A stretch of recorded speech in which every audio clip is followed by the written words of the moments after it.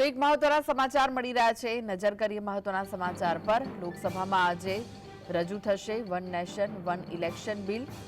મહત્વના જે સમાચાર સામે આવી રહ્યા છે, કાયદા મંત્રી અર્જુન મેઘવાલ બપોરે બિલ રજૂ કરવાના છે. તો ભાજપે પોતાના સાંસદોને વ્હીપ જારી કર્યું છે. તમામે તમામ સાંસદોને ઉપસ્થિત રહેવા વ્હીપ જારી કરાયું છે. લોકસભામાં બિલને લઈને વિપક્ષ દ્વારા હોબાળાના સંકેત જોવાઈ રહ્યા છે. તો કેન્દ્રીય કેબિનેટની બેઠકમાં બિલને મંજૂરી આપી દેવામાં આવી છે. લોકસભામાં આજે one nation one election bill રજૂ થશે. કેન્દ્રીય કેબિનેટમાં બેઠકમાં તેને મંજૂરી આપવામાં આવી છે. પહેલા તબક્કામાં યોગ્ય આયોજન સાથે કામગીરી કરાશે. કેવી રીતે થશે એક દેશ એક ચૂંટણી, તેના પર નજર કરીએ તો લોકસભા વિધાનસભાની ચૂંટણી એક સાથે યોજાશે. તેના 100 દિવસની અંદર બીજા તબક્કાની ચૂંટણીની તૈયારી કરાશે, જેમાં નગરપાલિકા અને પંચાયતની ચૂંટણીની પણ તૈયારી કરવામાં આવશે. તો પહેલા તબક્કામાં યોગ્ય આયોજન સાથે કામગીરી થશે. લોકસભા વિધાનસભાની ચૂંટણી એક સાથે યોજાશે. એક દેશ એક ચૂંટણી બિલ આજે રજૂ થવાનું છે. આ સાથે જ વિપક્ષ હોબાળો કરે તેવી પૂરેપૂરી શક્યતાઓ જોવાઈ રહી છે.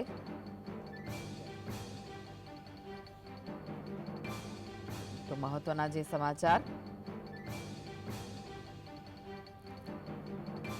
લોકસભામાં one nation one election bill રજૂ કરશે અને ભાજપે તેને લઈને વ્હીપ જારી કર્યું છે.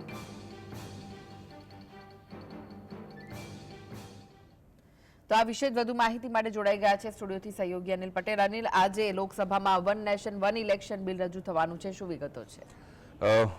સૌથી મહત્વપૂર્ણ બાબત, છેલ્લા એક વર્ષથી જેની તૈયારી અથવા જેની ચર્ચા ભાજપ અને ભાજપ સમર્થક જે લોકો છે કરતા હતા, અને જેના માટે કહેવામાં આવતું હતું કે આ વન નેશન વન ઇલેક્શન થાય તો ઘણી બધી વસ્તુઓનું સમાધાન થઈ શકે છે.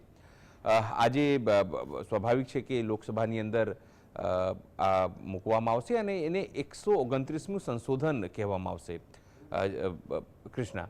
અને એના માધ્યમથી બે પ્રકારના બિલ આવશે. એક તો કેન્દ્ર અને રાજ્યના એકસાથે ઇલેક્શન આવે, અને બીજું બિલ જે છે એ આવશે જે કેન્દ્ર શાસિત પ્રદેશો છે એના માટે, જેની અંદર પુડુચેરી છે, જેની અંદર ચંડીગઢ છે, માફ કરશો, જેની અંદર દિલ્હી છે, એવા કેન્દ્ર શાસિત લેહ છે, એની અંદર આ તમામ જે કેન્દ્ર શાસિત પ્રદેશો છે ત્યાં એનું ચૂંટણી, ઇવન હજુ જમ્મુ કાશ્મીરની વાત કરીએ તો કેન્દ્ર શાસિત પ્રદેશમાં એ પણ આવે છે, ભલે ત્યાં વિધાનસભાનું ઇલેક્શન થયું.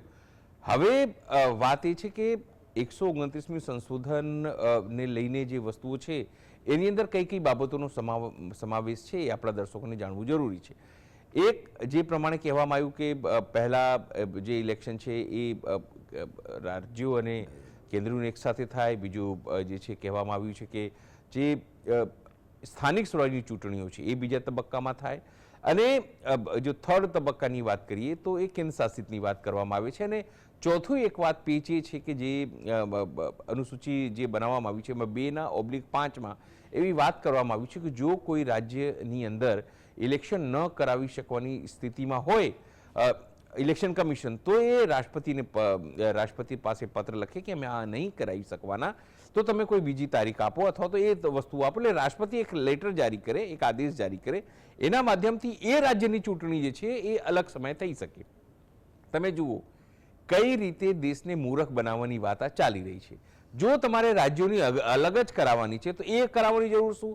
એનું મતલબ છે કે તમે ઈચ્છો છો કે તમારું ઇલેક્શન કમિશન જે અત્યાર સુધી પોપટની જેમ તમારી માટે કામ કરે છે એ તમારા અનુકૂળતાએ, એટલે સત્તા પક્ષના અનુકૂળતાએ, જે રાજ્યમાં ભાજપની સરકાર નથી, કે જે રાજ્યમાં જે સત્તામાં અત્યારે કેન્દ્રમાં બેઠી છે સરકાર, એ સરકાર માટે અનુકૂળ પરિસ્થિતિઓ થાય તેના માટે એ રાજ્યનું તમે અલગ ઇલેક્શન કરાવો, અને બાકી અનુકૂળ હોય એ રાજ્યનું તમે પોતાની અનુકૂળતા મુજબ કરાવો. મતલબ એક પ્રકારથી તમે જુઓ એ સંશોધનના માધ્યમથી કઈ રીતે ડ્રાસ્ટિક ચેન્જિંગ કરવાની વાત અત્યારે આખા વસ્તુમાં કરવામાં આવી છે. પહેલા વાત આવી હતી કે જેપીસીમાં મોકલવામાં આવશે અને રાજ્યો સાથે ચર્ચા કરવામાં આવશે, પણ અચાનક કેબિનેટમાં મંજૂરી કરવામાં આવી છે અને આ મૂકવામાં આવ્યું છે. એનો વિરોધ જરૂરથી થવાનો છે, કારણ કે એ આપણા ઇલેક્શન કમિશન છે જે એક રાજ્યમાં ચૂંટણી નથી કરાવી શકતી, 4 રાજ્યોમાં ચૂંટણી નથી કરાવી શકતી, અને આપણે અપેક્ષા રાખી રહ્યા છે કે આખા રાજ્યમાં અને એ બધું કરાવશે. જી જી, આભાર અનિલ સમગ્ર માહિતી